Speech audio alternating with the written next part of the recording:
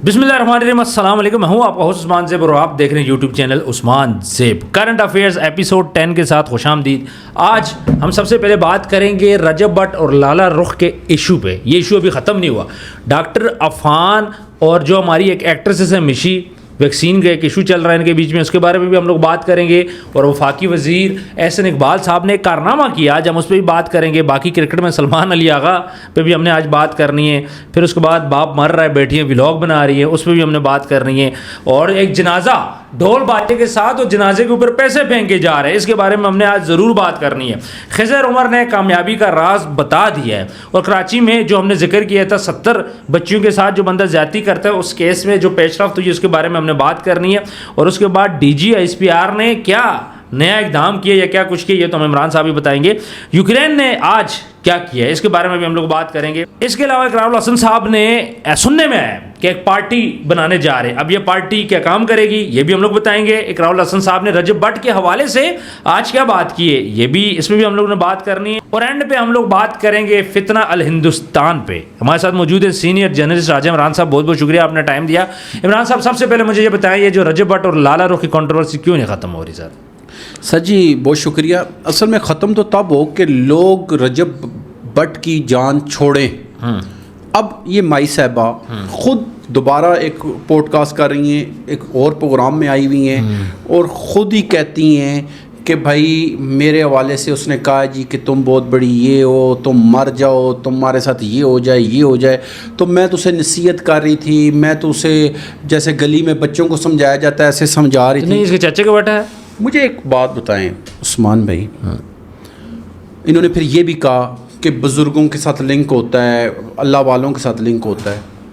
हमारे अल्हम्दुलिल्लाह पाकिस्तान में बहुत सारे औलिया अल्लाह भी हैं, बुज़ुर्ग भी हैं, सारा कुछ है। कभी आपने सुना है कि किसी अल्लाह वाले या बुज़ुर्ग किसी के पास घर चल के गए हों कि तुम मुझसे ये नसीहतें लो? नहीं। नसीहतें लेने के लिए किधर जाना पड़ता है? खुद जाना पड़ता है, उनके पास जाना पड़ता है। आपने रजब के हवाले से एक बात की, उसने आगे से रिस्पॉन्स नहीं दिया। बिल्कुल ऐसे। उसके बाद क्या करना चाहिए था? खामोशी। देखिए ना, आप बड़ी हैं। आपको अमेरिका से भी खुद आपके बकौल कॉल आ रही है कि तुम गंदी हो रही हो, तुम ना उसके बारे में बात करो। अच्छा, सब कुछ होने के बावजूद फिर भी आप उसके बारे में बात कर रही है। दैट्स मीन्स आप व्यूज़ लेने के लिए कर रही हैं, आप खुद कंट्रोवर्सी क्रिएट करने के लिए कर रही हैं, आप खुद चाहती हैं कि वो मेरे बारे में कोई बुरा भला कहे और मैं इसको इश्यू बनाऊं। तो मैं ये समझता हूं कि ऐसे तमाम लोग, जो कि चाहे वो पॉमिस्ट है, चाहे कोई और है, चाहे कोई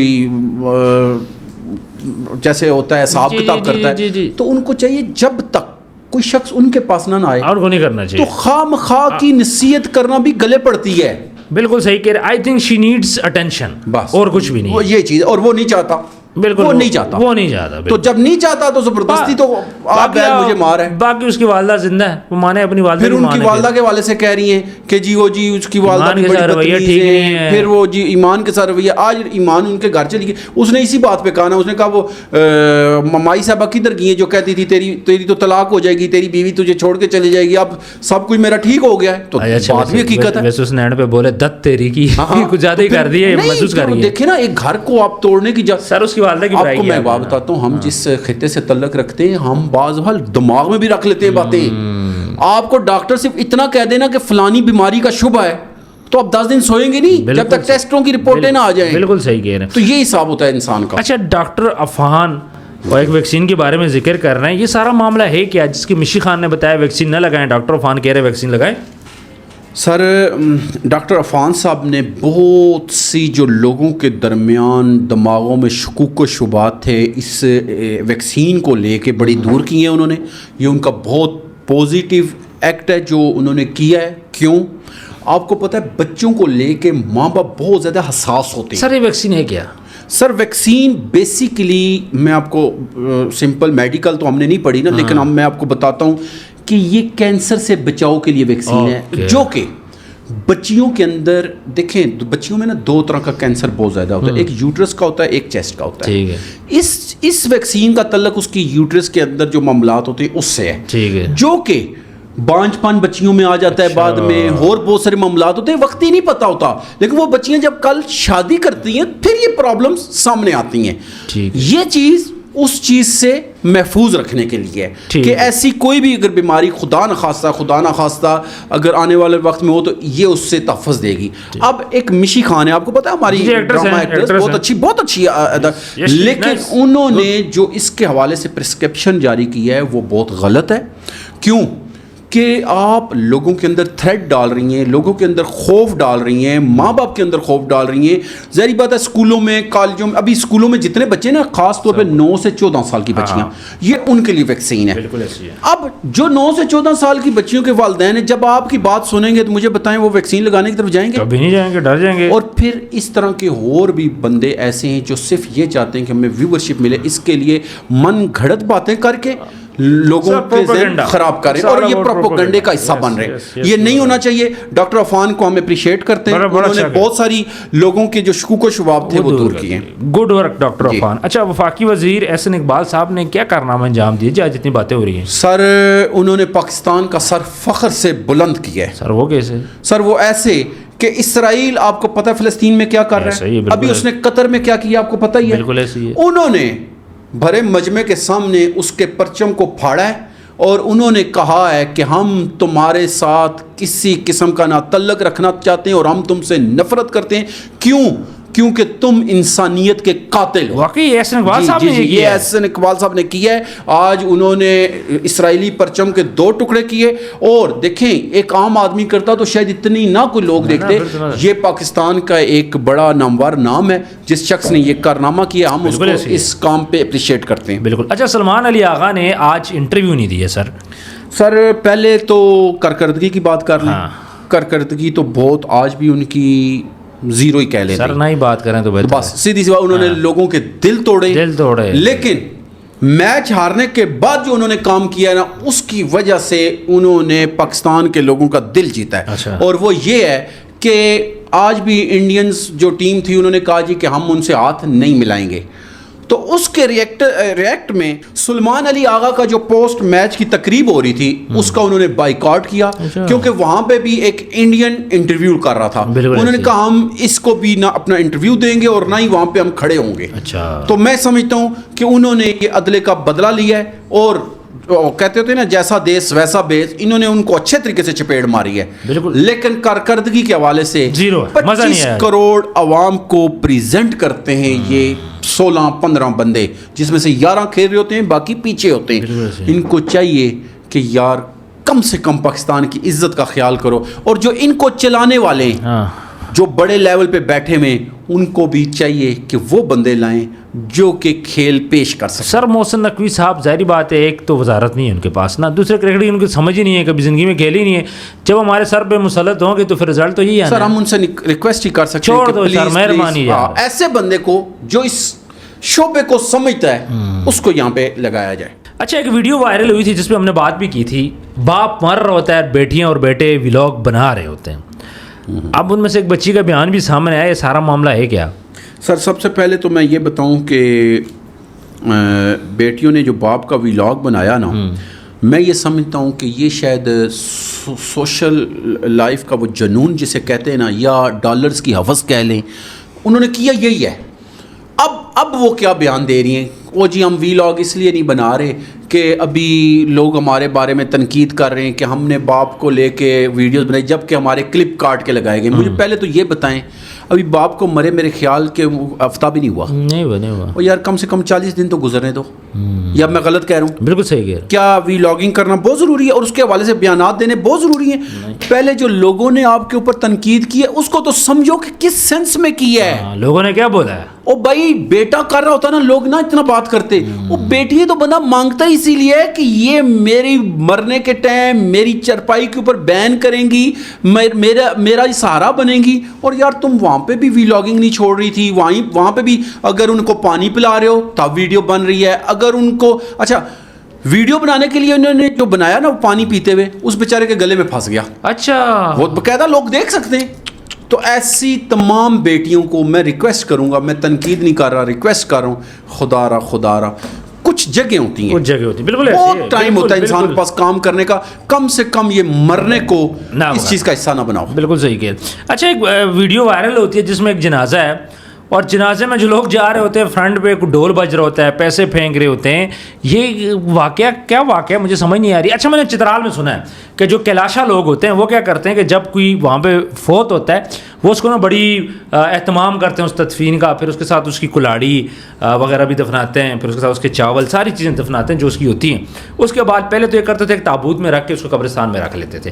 اب چونکہ پھر تابوت میں سے چیزیں چوری ہونا سٹارٹ ہو گئی تھی, اس لیے اب کیا کرتے ہیں ان کو دفنا کے نا اس کی چارپائی الٹی کر لیتے ہیں اس کے اوپر. وہاں تو مجھے سمجھ آتا ہے, لیکن یہ مجھے جو پنجاب کا کوئی ایریا لگ رہا ہے یہاں پہ کیا واقعہ ہے؟ سر ایک تو یہ میں بتاؤں کہ یہ کنفرم نہیں ہے کہ یہ وہی ایریا ہے کہ نہیں, میں اس کے حوالے سے آپ کو تفصیل بتاتا ہوں. لیکن میاں والی کے ایک علاقہ ہے جس میں بتا رہے ہیں کہ اس طریقے سے جنازے کے ساتھ اب یہاں پہ نا اس جنازے میں دو چیزیں جو ہوئی ہیں بڑی قابل اعتراض ہیں, یعنی کہ انسانیت کی تذلیل کہہ لیں. اچھا, ایک ڈھول بجایا جا رہا ہے وہاں پہ, باقاعدہ طور پہ میوزک چل رہا ہے, اور دوسرا لوگ پیسوں کی بیل کرا رہے ہیں جو حالانکہ شادی کے اوپر بھی آپ ممانعت کرتے ہیں, آپ کو پتہ ہی ہے, لیکن یہ میت کے ساتھ باقاعدہ بیلیں ہو رہی اور پیچھے چرپائی آ رہی ہے. اب اس کی تحقیق کیسے ہو سکتی ہے؟ کئی لوگ جاننا چاہ رہے ہوں گے. میں چاہتا ہوں ادارے اس پہ انویسٹیگیشن کریں اور اس پہ کارروائی کریں. وہاں پہ میں نے ایک دیکھا اسلام آباد نمبر کی, کیونکہ بعض لوگ کہیں گے یہ ہو سکتا ہے کسی اور ملک کی ہو. وہاں پہ ایک مہران گاڑی کھڑی ہے. اچھا, مہران تو جس گاڑی کا نمبر اسلام آباد نمبر ہے ABE 346. کوئی اگر اس کی سرچ کرنا چاہتا ہے تو اس گاڑی کے ذریعے وہاں تک پہنچ بھی سکتے ہیں اور ان لوگوں پہ کارروائی بھی کر سکتے ہیں. بالکل ایسی گاڑی میں آپ کو خبر دے رہا ہوں. بالکل زبردست. تو یہ پلیز خدا رہا, اور میں کہتا ہوں کہ یہ اس طرح کا سخت ایکشن ہونا چاہیے اس پہ. کوئی بھی علاقہ ہے سر جی, دیکھیں انسانیت کی تذلیل ہے سر. ایک بندہ دنیا سے جا رہا ہے اور آپ ڈھول, پہلے ہم سنتے تھے دشمن مرتے ہوتے تھے تو جن کی بہت زیادہ جانی دشمنی ہوتی تھی نا وہ یہ کام کرتے تھے. صحیح ہے. اور اب کہہ رہے ہیں جی 100 سال کے, او بھائی 100 سال کے کیا 200 سال کے بھی ہو جائیں تو ڈھول بجانے چاہیے؟ غلط ہے, بالکل غلط. اچھا, خضر عمر نے کامیابی کے کچھ طریقے بتائے, وہ کیا طریقے ہیں؟ سر جی, خضر عمر نے بڑی زبردست بات کی ہے. اپنے آڈینس کے حوالے سے بھی بات کی جائے, اور میں یہ خود بھی میں نے اپنی زندگی میں بھی سرچ کی, آپ نے بھی کی ہوگی, لیکن پریکٹیکلی جب دیکھتا ہے نا بندہ کسی کو تو باتیں ذہن میں آتی ہیں. خضر عمر نے کہا کہ میں جب کامیاب نہیں تھا تو ایک بندہ ٹک ٹاک پہ بڑا مشہور تھا, اور اس نے ویڈیو کے نیچے نمبر لکھا ہوتا تھا, اگر مجھ سے کوئی رابطہ کرنا چاہے تو رات 11 بجے کے بعد کر سکتا ہے. کہتا ہے میرے دل میں خیال آیا, میں نے اسے کال ملائی. کہتا ہے اسے کال اٹھا لی. کہتا ہے میں نے اس سے باتیں کی, میں نے اسے کہا کہ میں تیرا بہت بڑا فین ہوں, تو مجھے یہ بتا کہ میں اگر کامیاب ہونا چاہوں تو کیا طریقہ اختیار کروں.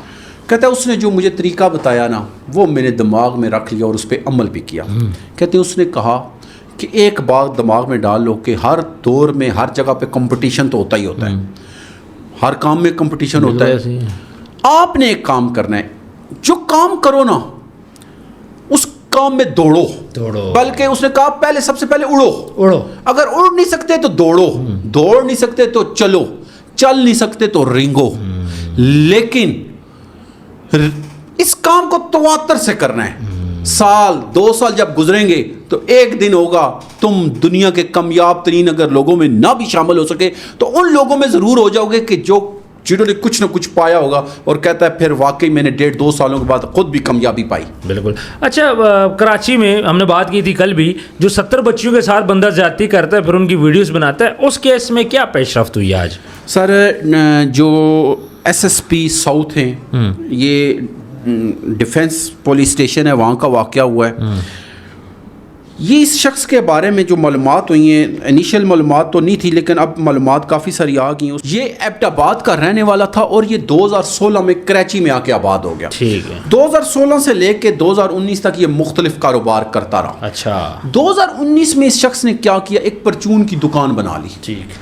پرچون کی دکان پہ آپ کو پتا ہے محلے کی بچیاں بچے سب آتے ہیں.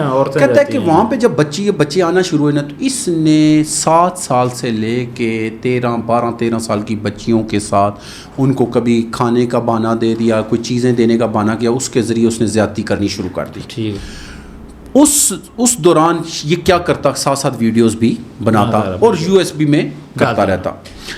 اب یہ بھی لوگوں کے ذہن میں تھا کہ یہ USB لوگوں کے ہاتھ, اس پولیس کے ہاتھ میں لگی کیسے اور یہ بندہ پکڑنے کیسے ہوا.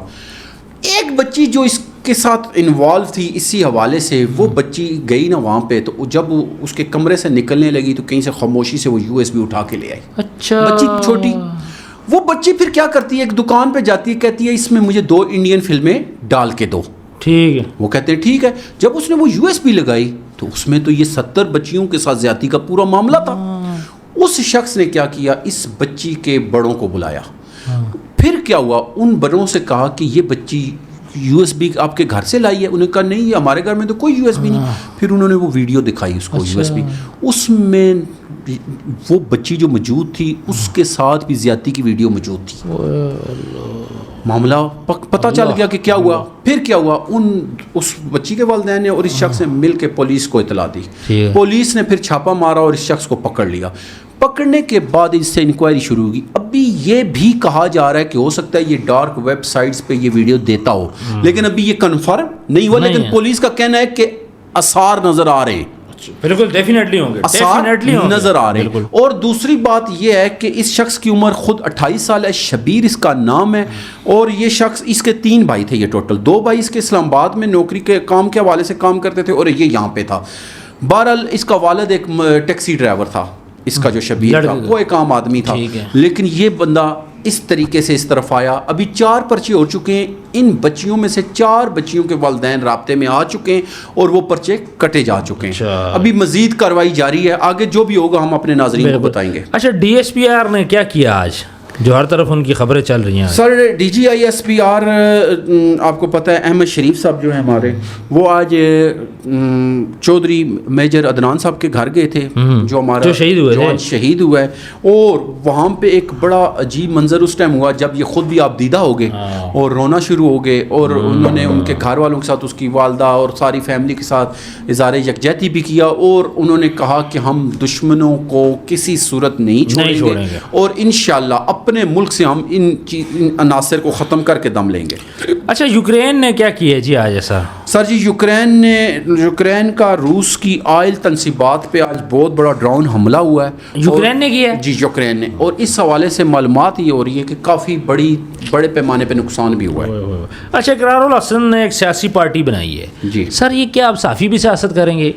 سر ہمارے لیے بھی یہ بڑی شاکنگ نیوز ہے کہ کل انہوں نے چیمبر آف کامرس میں ایک میٹنگ کی.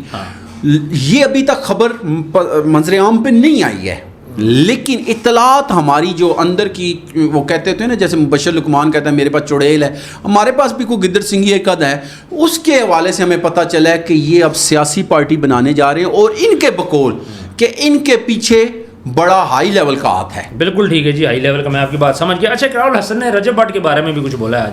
سر رجب بٹ کے حوالے سے علی حمزہ صاحب نے ایک انٹرویو کیا ہے اقرار الحسن صاحب کا, اور اس میں انہوں نے کہا جی کہ آپ فیملی ولاگنگ کے حوالے سے کیا کہیں گے اور رجب کے حوالے سے بالخصوص کیا کہیں گے. انہوں نے کہا جی کہ میری ذاتی رائے یہ ہے کہ چاہے کوئی فیملی ولاگ کرے چاہے کوئی اور کچھ کرے, ہمیں اعتراض نہیں ہونا چاہیے اگر وہ ایک حد میں رہ کے کر رہا ہے.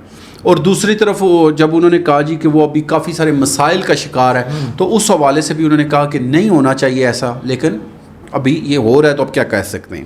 فتنہ الہندوستان یہ کیا ہے؟ سر فتنہ ہندوستان یہ ہے کہ جو ہماری آرمی جو را کے ایجنٹ یہاں پہ کام کر رہے ہیں یا باقی جو خارجی آ کے یہاں پہ ملک کے اندر فساد مچا رہے ہیں, یہاں کے لوگوں کو ساتھ ملا کے ہمارے ہی لوگوں کے خلاف کارروائیاں کر رہے ہیں, اس حوالے سے پاک فوج کا یہ کہنا ہے کہ اب یہ لوگ یہاں پہ نہیں رہ سکتے. اور اب ان کو ہر حال میں یہ جنگ ہارنی ہوگی, یا تو ان کو واپس بیک فٹ پہ جانا پڑے گا. اور دوسری طرف میں آپ کو ایک اور خبر بھی دیتا چلوں, اب یہ بھی کہہ دیا ہے افغانستان کے حوالے سے کہ یا آپ خارجیوں کا ساتھ دیں یا پاکستان کا ساتھ دیں.